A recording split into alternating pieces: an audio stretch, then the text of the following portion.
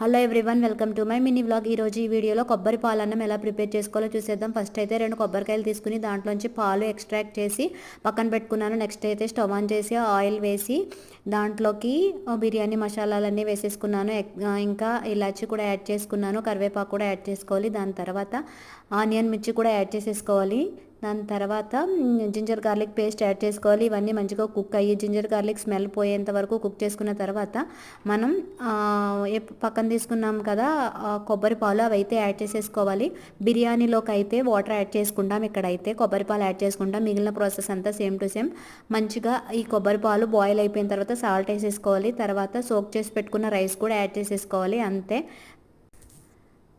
మధ్యలో ఇలా తిప్పుతూ ఉంటే అదే కుక్ అయిపోతుంది. ఇంతే. దీని ఫుల్ వీడియో అయితే కింద ట్యాగ్ చేశాను, తప్పకుండా చూడండి. అలాగే లైక్ చేయండి, సబ్స్క్రైబ్ చేయండి, షేర్ కూడా చేయండి. Thank you for watching.